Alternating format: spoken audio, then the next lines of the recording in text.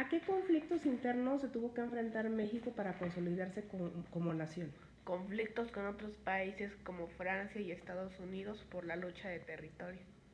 ¿Por qué Estados Unidos le declara la guerra a México entre 1846 y 1848? Porque Estados Unidos quiere expandir su territorio tomando California y Nuevo México. ¿Cuál fue una causa de la separación de Texas? El deseo de los colonos estadounidenses por fundar nuevas ciudades. ¿En qué año el ejército estadounidense toma la Ciudad de México? El 14 de febrero de 1847.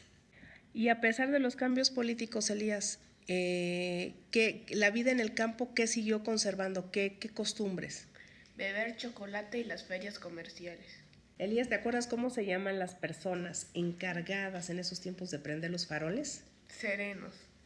Elías, ¿y cuáles eran los entretenimientos de aquel tiempo? Pasear a pie, o ir en carruaje o en caballo, y el teatro. ¿En qué año se promulga la Constitución? En 1857. ¿En qué periodo se da la Guerra de Reforma, Elías? De 1857 a 1861. Elías, ¿y esta Guerra de Reforma en qué terminó? En el triunfo de los liberales. Dime dos características, Elías, de los liberales. Igualdad de las personas ante la ley y ¿Libertad de qué? libertad de culto. Ahora dime dos características de los conservadores. Religión católica, la única religión, y establecer monarquía.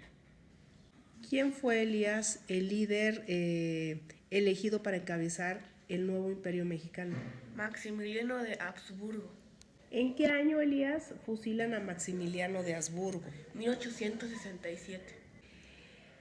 ¿Quién apoyó a los conservadores mexicanos, Elías? Napoleón III, porque quería que México fuera parte de su imperio. Elías, dime dos causas de descontento entre los conservadores. Que había libertad total y la prohibición del trabajo infantil. Elías, ¿Benito Juárez fue un liberal o un conservador? Liberal. ¿En qué año Benito Juárez se convierte en presidente de la República Mexicana? En 1857. ¿Quién estableció las leyes de reforma? Benito Juárez. ¿En qué año se reelige Benito Juárez? 1871. ¿En qué siglo México se consolida como nación? En el siglo XIX.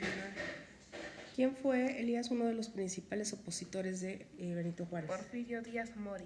Dime tres características del siglo XIX. La innovación tecnológica, las tranvías, los tranvías y los automóviles. ¿Cuántos años estuvo en el poder Porfirio Díaz? 30 años. ¿En qué consistió la política económica de Porfirio Díaz? ¿En atraer qué? Inversionistas americanos, ingleses y alemanes, franceses. Elías, ¿cuáles eran las principales razones de descontento contra el régimen de Porfirio Díaz? No había libertad política, no se respetaba el voto y había desigualdad social. ¿Quién proclama el Plan de San Luis Potosí? Francisco I. Madero. Elías, ¿qué era lo que defendían o peleaban Emiliano Zapata y Francisco Villa? El reparto de tierras entre campesinos. Elías, ¿qué establece el artículo 3 de la Constitución? La educación debe ser laica, gratuita y obligatoria. ¿Qué artículo de la Constitución habla sobre los derechos de los trabajadores? El artículo 123. ¿De qué nos habla el artículo 27, Elías? Que la tierra y el agua pertenecen a la nación. Elías, ¿cuál fue una característica, si no es que la principal, del gobierno de Lázaro Cárdenas? Expropiación petrolera. ¿En qué periodo se da la Segunda Guerra Mundial, Elías? De 1939 a 1945. ¿Y en qué año ingresa México a esta Segunda Guerra Mundial enviando un escuadrón? En 1942. ¿En qué año, Elías, el gobierno mexicano pone principal atención a la industrialización? En 1940. A ver, Elías, dime una causa que haya propiciado que se crean instituciones como el IMSS y el ISSSTE. La explosión demográfica. ¿Qué año es el primer congreso feminista? 1916. ¿En qué año se le comienza a permitir a la mujer votar a nivel municipal, Elías? En 1947. ¿En qué año, Elías, se le permite votar a la mujer, pero ya en elecciones federales? En 1953.